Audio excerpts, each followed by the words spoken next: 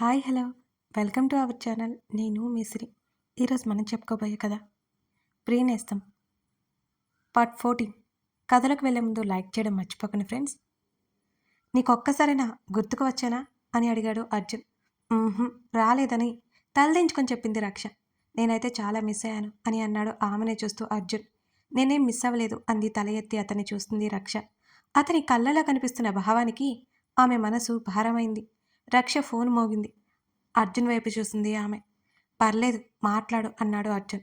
హడావిడిలో కంగారుగా లిఫ్ట్ చేసి చెవి దగ్గర పెట్టుకుంది రక్ష. చెప్పవే అడిగింది రక్ష మెల్లిగా. ఎక్కడున్నావే? టైం ఎంతైందో తెలుసా నీకు? ఒక ఫోన్ కాల్ చేయొచ్చు కదా అని అడిగింది సుమ. సారీనే, అది అర్జున్ సార్ అని ఆమె మాట్లాడుతుండగా రక్ష చెవి టచ్ చేయి స్పీకర్ అనింది. సుమ మధ్యలోనే అందుకుంటూ, అబ్బా ఆపవే, ఎప్పుడు చూడు అర్జున్ అర్జున్ అర్జున్ సార్ అనే గొడవ, ఒక్క క్షణమైనా తలుచుకోకుండా ఉన్నావా అని సుమ అంటుంటే కంగారుగా స్పీకర్ ఆఫ్ చేయాలని చూసింది రక్ష. ఒక్క ఉదుటిన ఆమెను చేరి రక్ష చేతులు పట్టుకొని ఫోన్ టేబుల్ మీద పెట్టాడు అర్జున్. ఆమె గింజుకుంటుంటే నోరు తెరవబోతే ఆమె నోటి మీద చేతిని అడ్డుపెట్టాడు. సుమ ఆపలేదు. ఈ వారం రోజులు అంత మిస్ అయ్యేదానివి హాస్టల్ వెకేట్ చేసి రూమ్ తీసుకున్నావెందుకు? ఇంకోసారి నా ముందు ఆయన పేరు ఎత్తావో అసలు ఒప్పుకోను. లేకపోతే ఆయనతో ఒకసారి మాట్లాడి క్లియర్ చేసుకో. దొంగలా దాక్కోవడం కాదు అని కడిగి పారేసింది సుమ. రక్ష అర్జున్ని విడిపించుకోవడానికి చూస్తుంటే అతను నవ్వుతున్నాడు. ఆమెని వదల్లేదు. రక్ష ఉన్నావా? మాట్లాడు. ఏమైందే? హలో రక్ష, కట్ చేయలేదే, ఏమైంది అని ఫోన్ పక్కన పడేసి ఉంటుంది అని కట్ చేసింది సుమ. రక్ష నోటి మీద చేతిని తీశాడు. అర్జున్ తన దగ్గరగా ఉండడంతో వణికిపోయింది. గమనించి దూరం జరిగాడు. అర్జున్ వదిలాడు రక్షని. మిస్ అవ్వలేదంటావా ఇప్పుడు నువ్వు నన్ను అని అడిగాడు ఆమె ముందు మోకాళ్ళ మీద కూర్చొని అర్జున్. తల ఏమాత్రం పైకెత్తలేదు రక్ష. అర్జున్ ఆమెను పిలిచాడు. అయినా తలదించుకుంది. ఏడుస్తున్న శబ్దం వినిపించింది అతనికి. రక్ష ఏమైంది? కంగారుగా చుబుకం దగ్గర చేతిని పెట్టి తల పైకెత్తాడు అర్జున్. సన్నగా వెక్కుతూ కళ్ళ నిండా నీళ్లతో అర్జున్ని చూసింది రక్ష. ఏమైంది రక్ష? ఎందుకు ఏడుస్తున్నావు? ప్లీజ్ ఏమైందో నాకు చెప్పు. ఆమె కంట్లో నీళ్లు చూసి అతను వెలువెల్లాడాడు. నేను వెళ్ళిపోతానండి అని అంది కంగారుగా రక్ష. ఆమె అర్జున్ని అంతే కంగారుగా చూసింది. 2 నిమిషాల మౌనంగా ఉన్నాడు. అర్జున్ అలా ఉండేసరికి రక్షకి భయం వేసింది. సరే వెళ్దాం పదా అన్నాడు అర్జున్ పైకి లేస్తూ. బ్యాగ్ తీసుకుని బయటికి నడిచింది. ప్రణయ్ ఎదురొచ్చాడు. అప్పుడే వెళ్ళిపోతున్నావేంటి రక్ష? చిరునవ్వుతో పలకరించాడు ప్రణయ్. రక్ష మౌనంగా ఉంది. ఏదో జరిగిందని అర్థమై సైలెంట్ అయ్యాడు ప్రణయ్. అర్జున్ సైలెంట్గా బయటికి నడిచాడు. వెనకే వెళ్ళింది రక్ష. మీకు ఇబ్బంది ఎందుకు? నేను వెళ్ళిపోతాను అని తలదించుకొని చెప్పింది రక్ష. పర్వాలేదు, నేను ఎలాగో బయటికి వెళ్ళే పని ఉందిలే అని అన్నాడు అర్జున్. జీప్ స్టార్ట్ చేశాడు. మౌనంగా పక్కన కూర్చుంది రక్ష. జీప్ ముందుకు కదిలింది. అడ్రస్ ఎక్కడా?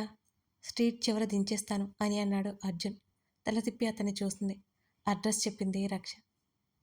రక్ష చెప్పిన అడ్రస్ దగ్గర డ్రాప్ చేశాడు అర్జున్. జీప్ దిగి అర్జున్ని చూసింది. Take care. నిన్ను ఇక డిస్టర్బ్ చేయను. ఎప్పుడైనా మాట్లాడాలనిపిస్తే కాల్ చేయి. నీకు అనిపించదు, ఒకవేళ అనిపిస్తే అని చిన్నగా నవ్వి జీప్ ముందుకు కదిలించాడు. అతని నవ్వు నిజం కాదని ఆమెకు కూడా తెలుసు. వెళ్తున్న అర్జున్నే చూస్తుండిపోయింది రక్ష. అతను వెళ్ళేదాకా ఆమెకే తెలియకుండా కళ్ళల్లో నీళ్లు కారిపోయాయి. మెల్లిగా రూమ్లోకి నడిచింది. అమ్మాయి రక్ష, ఎవరా అబ్బాయి అని అడిగింది ఓనర్. నా ఫ్రెండ్ అండి. పైన పోర్షన్కి నడిచింది రక్ష. అబ్బాయిలతో ఫ్రెండ్షిప్ ఏంటమ్మా? ఆమె మాటల్లో అర్థమేంటో తెలిసి మౌనంగా వెళ్ళిపోయింది రక్ష. బ్యాగ్ విసురుగా పరుపు మీద పడేసింది. ఏమైందే, అలా ఉన్నావేంటి అని అడిగింది సుమ. సుమ అని సుమని హత్తుకొని ఏడ్చేసింది. రక్ష ఏమైంది? ఎందుక ఏడుస్తున్నావు అని కంగారు పడింది సుమ. అది అది అర్జున్ గారిని హట్ చేశానే ఏడుస్తూ చెప్పింది. ముందులారా అని పరుపు మీద కూర్చోబెట్టింది. మంచినీళ్ళిచ్చింది సుమ. తాగి కాస్త కుదుటపడింది రక్ష. ఇప్పుడు చెప్పు, ఏమైందే? జరిగింది మొత్తం చెప్పింది. మౌనంగా ఉంది సుమ. సుమా, ఏంటే నువ్వు కూడా ఏం మాట్లాడవు? నేను తప్పు చేశానా? సన్నగా వెక్కిలి పెడుతూ అడిగింది. చచ, నువ్వేం తప్పు చేయలేదే. స్నేహితురాలి కన్నీరు తుడిచింది ఆమె. నిజంగా ఏం తప్పుగా మాట్లాడలేదు కదా. మరి అర్జున్ గారు ఎందుకు మౌనంగా ఉన్నారు? ఇక డిస్టర్బ్ చేయను అన్నారు కూడా అని అంది రక్ష. నీకు కూడా అదే కదా కావాల్సింది. ఇక నీ ప్రాబ్లం ఏంటి? అతను బాధపడితే నీకేమైంది? అప్పుడే కదా అతను నీకు దూరంగా ఉంటాడు. ఇక అతని గురించి ఆలోచించుకో. ఆయన సంతోషంగా ఉండాలి. నా మాటలకి బాధపడ్డాను. ఆయన కళ్ళలో బాధ కనపడింది. నేను ఆయన్ని బాధ పెట్టాను. అప్పటికి ఆయన అడుగుతున్నారు. నేను మౌనంగా ఏడవడం వల్ల నా బాధకి కారణం ఆయనే అనుకుని చాలా బాధపడ్డారు అని అంది రక్ష. రక్ష, ఇక ఆపుతావా? అతన్ని నువ్వు ప్రేమించలేదు, కనీసం ఇష్టపడలేదు. నీకెందుకు అతను ఏమైపోతే? నీకు కావాల్సింది అతను నీకు దూరంగా ఉండడం, అంతే కదా. ఇక నువ్వెందుకు బాధపడుతున్నావు?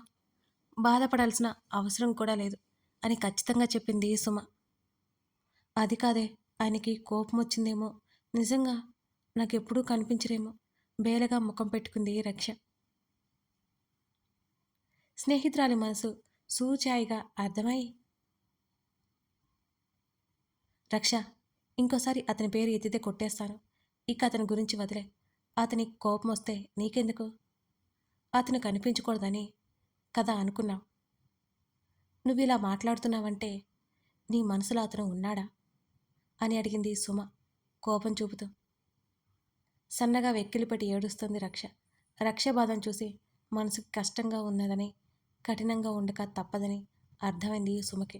ఇప్పుడు ఎందుకే ఏడుస్తున్నావు? విసుగ్గా అడిగింది సుమ. అర్జున్ గారు బాగా గుర్తుకొస్తున్నారు. బాధ పెట్టేశాను. ఎందుకో ఆయనతో ఉండిపోవాలని అనిపించింది నాకు అంది చేతుల్లో ముఖం దాచుకుని రక్ష. అంటే నీకు అర్జున్ గారంటే ఇష్టమా? తల ఊపింది రక్ష. సుమని హత్తుకుని, తెలియట్లేదే, ఎంత దూరంగా ఉందాం అనుకున్నా సరే నా వల్ల కావట్లేదు. ఈ వారం రోజులు చాలా బాధగా ఉంది, ఏదో వెలితిగా ఉంది. ఇవాళ అర్జున్ గారిని చూడగానే ఎంత సంతోషంగా అనిపించిందో తెలుసా అని అంది రక్ష. మరి ఎందుకు అతన్ని కాదనుకుంటున్నా? నేనంటే నా స్థితి ఏంటి? మన స్థాయి మర్చిపోయి ఆశపడ్డం తప్పు. నా స్థాయి ఏంటో నాకు బాగా తెలుసు. ఇక అర్జున్ గారికి దూరంగా ఉండాలి, అది ఎంత కష్టమైనా సరే అని కళ్ళు తుడుచుకుని పైకి లేచింది. రక్ష ప్రవర్తన అసలు అర్థం కాలేదు సుమకి. బన్నీగాడు నీతో మాట్లాడాలంట. నువ్వు కాల్ లిఫ్ట్ చేయలేదని నాకు చేశారు మేడం. ఒకసారి కాల్ చేసి మాట్లాడు అని ఆలోచన నుంచి మళ్లించడానికి చెప్పింది సుమ. సరే, ఫోను కోసం బ్యాగులో చేయి పెట్టింది. ఫోను లేదు. నా ఫోన్ అని బ్యాగ్ మొత్తం వెతికింది, కానీ లేదు. ఏమైందే అని అడిగింది సుమ. నా ఫోన్ అర్జున్ గారింట్లో ఉండిపోయిందే, అంతా నీ వల్లే అని అంది కోపంగా సుమ. నేనేం చేశానే బాబు, నువ్వు మర్చిపోయి అయోమయంగా అంది సుమ. చాల్లే, నీ ఫోన్ ఇటివ్వు సుమని కసిరింది. నా ఫోన్తో మాట్లాడతావా బన్నీతో? కాదే, నా ఫోన్ అక్కడే ఉంది, తెచ్చుకోవాలి కదా. అసలే 10,000 పోసి కొన్నాను, నా కష్టార్జితం అని అంది కంగారుగా రక్ష. నవ్వుకుని మళ్ళీ వెలక తప్పదుగా అని అంది సుమ. గుర్రుగా చూసింది సుమని. అటేటో చూస్తూ తల తిప్పుకుంది సుమ. వణికే చేత్తో తన నెంబర్కి డయల్ చేసింది రక్ష. టేబుల్ మీద ఉన్న ఫోన్ ఎవరిదో అర్థం కాలేదు ప్రణయ్కి. ఈ ఫోన్ ఎవరిది అనుకుని చేతిలోకి తీసుకున్నాడు ప్రణయ్. అప్పుడే ఫోన్ మోగింది. అన్నయ్య అనగానే తన చెల్లి గొంతులా అనిపించి ఆశ్చర్యపోయాడు ప్రణయ్. కాదే, నా ఫోను అక్కడే ఉంది, తెచ్చుకోవాలి. అసలే 10,000 పోసి కొన్నాను, నా కష్టార్జితం అని అంది రక్ష కంగారుగా. నవ్వుకొని మళ్ళీ వెళ్ళక తప్పదుగా అని అంది సుమ. గుర్రుగా చూస్తుంది సుమని. అటేటో చూస్తూ తల తిప్పుకుంది సుమ. వణికే చేత్తో తన నెంబర్కి డయల్ చేసింది రక్ష. అవతల నుంచి కాల్ లిఫ్ట్ చేయగానే ప్రణయ్ అని అర్థమైపోయింది రక్షకి. హలో అన్నయ్య అని అంది రక్ష. ప్రవి అన్నాడు ప్రణయ్. అన్నయ్య, నేను రక్షని అని అంది రక్ష ఇబ్బందిగా. ఓ రక్ష, సారీ సారీ, నా చెల్లి అనుకున్నాను అని అన్నాడు ప్రణయ్. పర్వాలేదన్నయ్య, మీ ఇంట్లో నా ఫోన్ మర్చిపోయాను, మీరు మాట్లాడేది నా ఫోన్తోనే అని అంది రక్ష. నేను తీసుకొచ్చి ఇస్తానులే రక్ష అన్నాడు ప్రణయ్. పర్వాలేదన్నయ్య, రేపు నేను వచ్చి తీసుకుంటాను. అడ్రస్ సరిగ్గా గుర్తులేదు, ఒకసారి నాకు షేర్ చేయండి అని అంది రక్ష. అలాగే రక్ష, నీ ఫోన్ లాక్ అని అడిగాడు ప్రణయ్. లాక్ అనగానే భయపడింది రక్ష.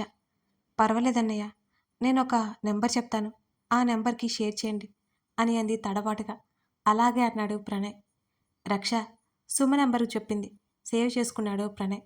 సీతమ్మ వచ్చి, ప్రణయ్ బాబు, అర్జున్ బాబు ఇంకా ఇంటికి రాలేదు, ఏమిటి అని అడిగింది. రక్ష పేరు రాగానే ఆతృతగా, అర్జున్ పేరు రాగానే అతని గురించి వినడానికి సిద్ధమైపోయింది రక్ష.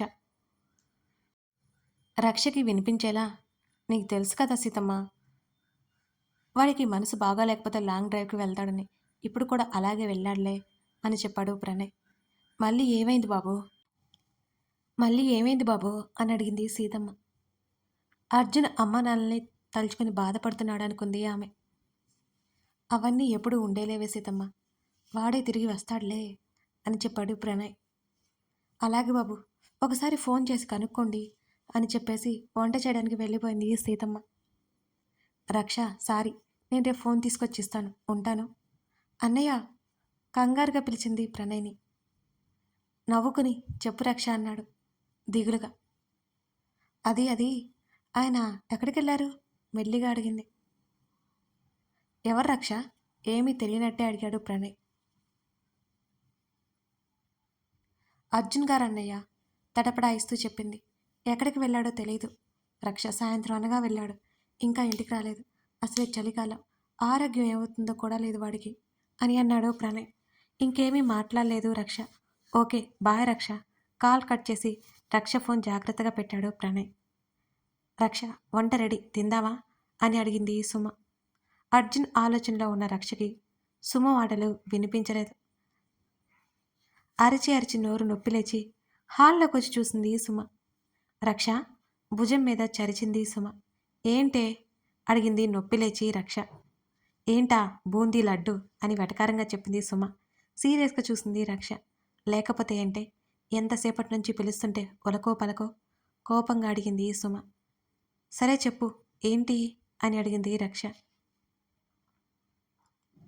వంట రెడీ, ఫ్రెష్ అయి తిందాం అని చెప్పింది సుమ. నాకొద్దు అంది ముభావంగా. మళ్ళీ ఏమైందే అంటూ రక్షకి ఎదురుగా కూర్చుంది.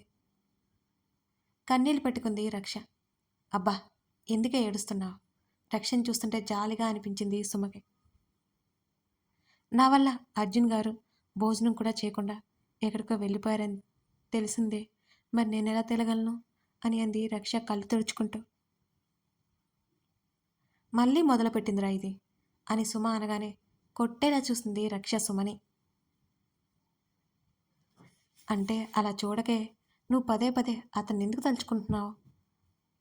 మర్చిపోవాలి, కలవకూడదని అనుకుంటున్నావు కదా మరి. అలాంటప్పుడు పదే పదే అతన్ని తలుచుకోవడం ఎందుకే? అతని గురించి వదిలేయి, భోజనం చేద్దాంరా. రక్ష చేతిని పట్టుకుంది సుమ.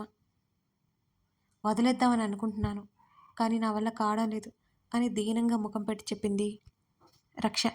అలా అయితే అతనికే చెప్పే, సలహా పడేసింది సుమ. ఏం చెప్పాలి అమాయకంగా అడిగింది రక్ష. నీ మనసులో ఏముందో అది చెప్పే, రక్ష చేతిని పట్టుకుంది సుమ. చెప్పాను కదా, ఆశలు పెట్టుకోకూడదు, అందం దానికోసం. ఇప్పుడు నేను కూడా అంతే, ఆశలు పెట్టుకోకూడదు, అదే అందరికీ మంచిది పదా అంది రక్ష. ఇద్దరూ భోజనానికి కూర్చున్నారు. కొంచెం తిన్నానంటే తిన్నాను అనిపించింది రక్ష. రక్షని కదిలించలేదు సుమ. సుమ గదిలోకి వెళ్ళి పడుకుంది. హాల్లో సోఫాలో కూర్చుని ఆలోచించింది రక్ష. ఆలోచనల నడుమ అర్జున్కి ఒకసారి కాల్ చేసి ఎక్కడున్నాడో కనుక్కోవాలని అనిపించింది. మెల్లిగా సుమ రూమ్లోకి వెళ్ళింది. సుమ నిద్రపోతుగా అనిపించింది రక్షకి. మెల్లిగా సుమ ఫోన్ తీసుకువచ్చి ఆ రూమ్ డోర్ వేసి హాల్లోకి వచ్చింది. అర్జున్ నెంబర్ తనకి ఎప్పుడూ గుర్తు ఉంటుంది. అర్జున్ నెంబర్కి కాల్ చేసింది భయపడుతూనే రక్ష. ఫస్ట్ కాల్ లిఫ్ట్ చేయలేదు అర్జున్. నెంబర్ సరిగ్గా ఉందో లేదో చెక్ చేసుకుంది. సరిగ్గా ఉండడంతో మళ్ళీ డయల్ చేసింది అదే నెంబర్కి రక్ష. హలో, హూ ఈజ్ దిస్ అని అడిగాడు అర్జున్. గబుక్కున కాల్ కట్ చేసింది రక్ష. రాంగ్ నెంబర్ అనుకుని ఫోన్ పక్కన పెట్టేశాడు అర్జున్. అదే నెంబర్ నుంచి మళ్ళీ కాల్ వచ్చింది అతనికి. అర్జున్ గొంతు వినాలి అనిపించింది రక్షకి, అందుకే మళ్ళీ కాల్ చేసింది. హలో, ఎవరండి? సౌమ్యంగా అడిగాడు అర్జున్. ఏమీ మాట్లాడకుండా అతని గొంతు వింటోంది కన్నీళ్లతో రక్ష. హలో, హలో, వినిపిస్తుందా అని అడిగాడు అర్జున్, నోటికి చేతునడ్డు పెట్టుకుని ఏడుస్తూ. అలాగే అతని గొంతు వింటోంది రక్ష. చిరాగ్గా కాల్ కట్ చేశాడు అర్జున్. అర్జున్ గొంతు విని కన్నీళ్లతో నవ్వుకుని మరో 10 నిమిషాల తర్వాత అర్జున్కి మళ్ళీ కాల్ చేసింది. రక్ష అనుమానంగా అడిగాడు అర్జున్. ఉలిక్కిపడి కాల్ కట్ చేసింది. అలా కంగారుగా అనిపించింది రక్షకి చాలా. అతను గుర్తుపట్టేశాడు అతన్ని. గుర్తుపడితే ఎలా? కథ కొనసాగుతుంది. ఇదన్నమాట మన కథ. కథ నచ్చిందా? లైక్స్, కామెంట్స్ అస్సలు మిస్ అవ్వద్దండి.